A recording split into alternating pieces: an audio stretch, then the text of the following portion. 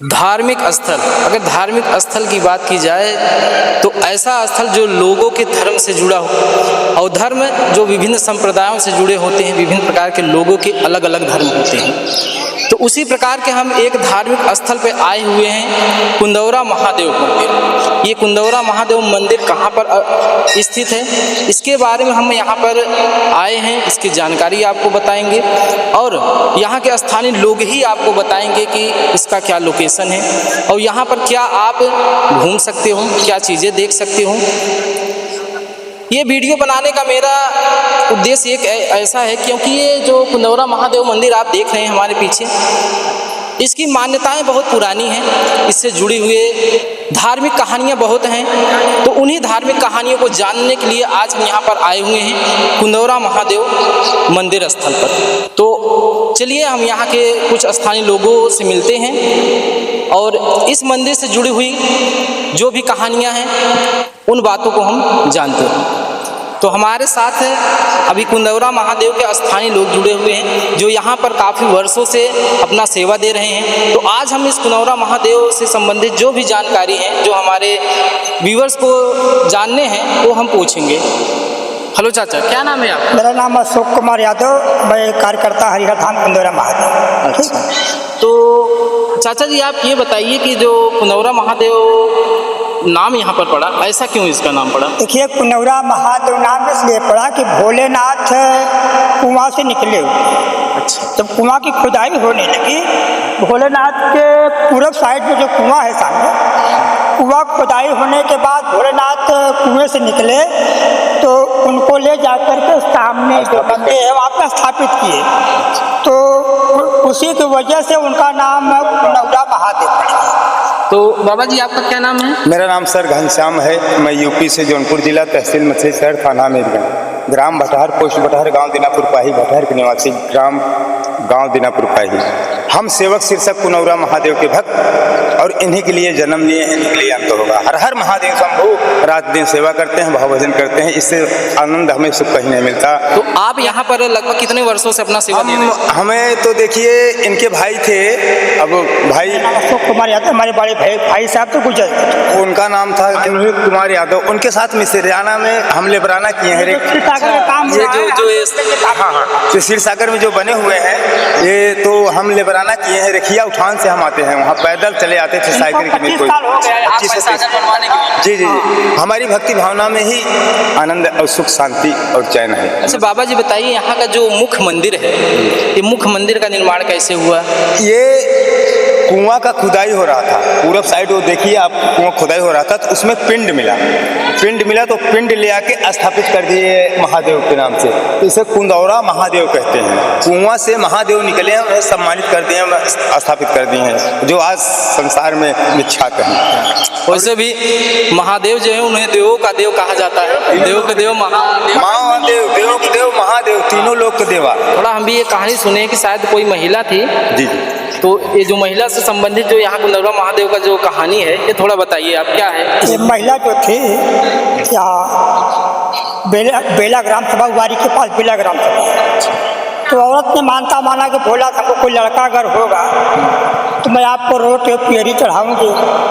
तो उसको एक लड़का भगवान भोलेनाथ ने दिया। जब लड़का पैदा हुआ तो उसने क्या सोचा कि भोलेनाथ को अपने घर पे उठा के लेके जाते हैं, वहीं पर उनका मानता पूरा करेंगे। और औरत क्या काम किया, भोलेनाथ को दौरी में उठा करके अपने घर पे ले गई और वहाँ पे भोलेनाथ का मानता जो है पूरा किया। मानता पूरा करने के बाद औरत भूल गई कि भोलेनाथ को जहाँ से लेके आए वहीं पे ले जाके पहुँचा दी, वो भूल गई। एक हफ्ता जब बीत गया तो सोमवार का दिन था, तो लोग ये सोचे जो यहाँ के पुजारी थे, जब देखे तो भोलेनाथ वहाँ पे है ही नहीं थे। तो रात में उनको सपना दिए भोलेनाथ, इतवार की रात में सपना दिए कि हम तो एक कुंवारी गांव के बगल में बेला गांव है, हम तो वहाँ पे हैं, आप वहाँ से हमको लेके आइए। तो पंडित जी वहाँ पे पहुँचे तो औरत बोली कि महाराज जी हमको हमारी गलती की क्षमा करिए, हम ऐसे मानता माने रहे और ले आए, हम भूल गए, भोलेनाथ के लगे पहुँचाई, हमने गलती क्षमा की है महाराज, और हम ले चल के स्वयं पहुँचाओ। ठीक 4 बजे भोर की बात थी। और पंडित जी ने तैयार के भोलेनाथ के बढ़िया सीमेंट बालू से स्थायी कर दे और धीरे धीरे मंदिर का निर्माण हुआ। अच्छा, यहाँ पर कंदौरा महादेव जो स्थल है, कितने मंदिरें बने हुए? अब मान के चलिए कि यहाँ पर तो लमसम तो 20-25 देवी देवता लमसम हो गए।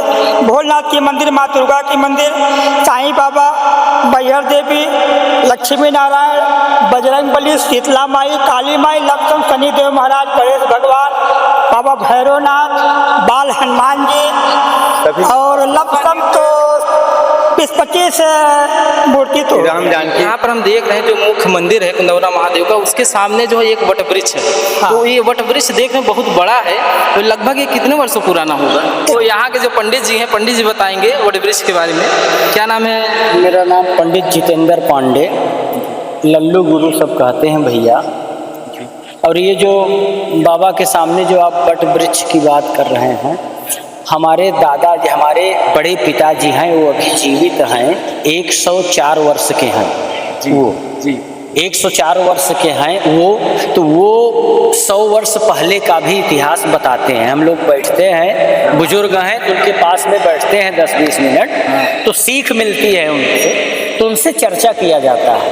तो इस वट वृक्ष के बारे में जब चर्चा होती है तो वो बताते हैं कि ये वट वृक्ष कम से कम 500 वर्ष पुराना है। 500 वर्ष, 500, अब 100 साल की वो हैं तो 200 साल का इतिहास तो बताते हैं। तो वे बताते हैं कि ये वट वृक्ष जो है 500 वर्ष पुराना वट वृक्ष है। बाबा भोलेनाथ का जो शिव मंदिर है, ये बाबा भोलेनाथ, इसके बगल में एक नदी बहती थी, उसी नदी के किनारे भगवान भोलेनाथ का प्राकट्य हुआ था। इनका यहाँ कोई स्थापना नहीं किया था, ये स्वयं भू हैं, ये प्रकट हुए हैं यहाँ, स्वयं से प्रकट हुए।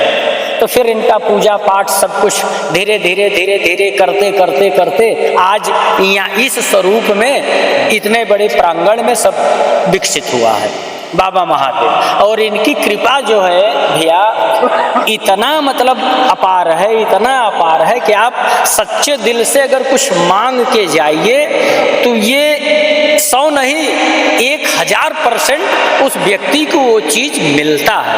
हर सोमवार को मेला लगता है, लाखों की भीड़ होती है और कम से कम हजारों में बाबा का निशान चढ़ता है। निशान इसलिए चढ़ता है कि आदमी आता है यहाँ और कुछ मांग करके जाता है कि हे बाबा अगर ये मेरा काम हो गया तो आपके धाम में हम निशान लेकर के आएंगे। तो लोगों का काम जब पूर्ण होता है तभी लोग निशान लेकर के आते हैं। हर सोमवार को हजारों में निशान चढ़ता है।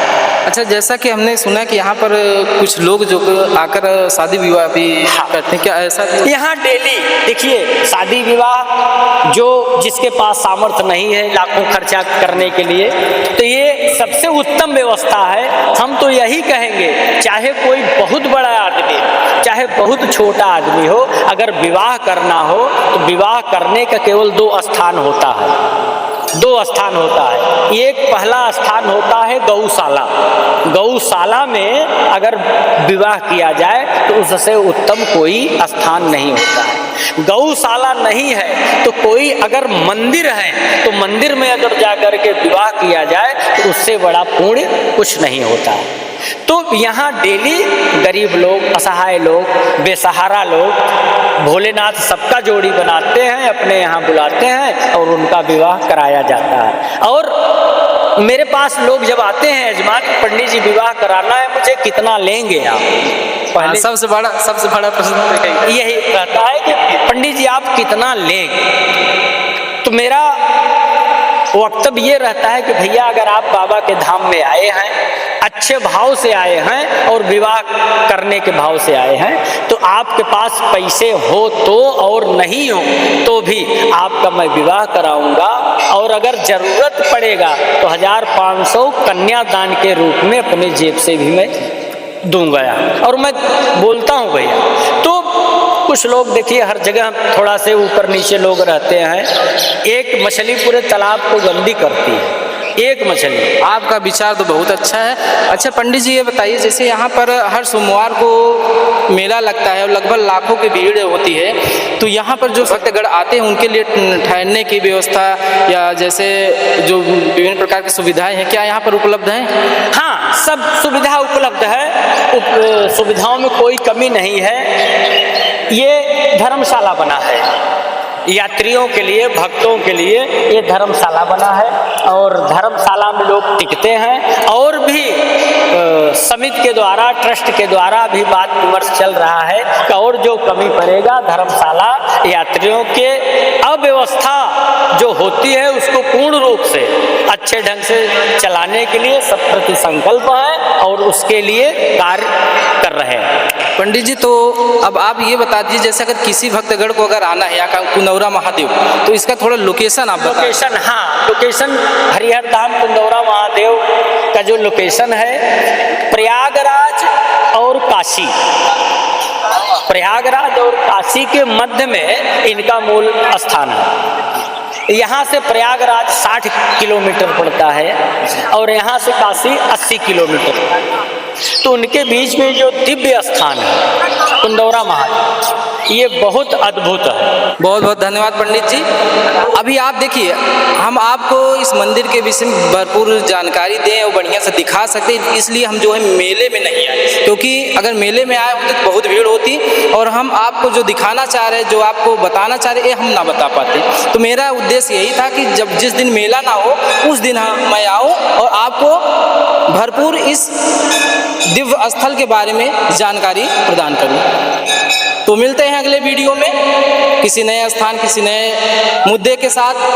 तब तक जय हिंद।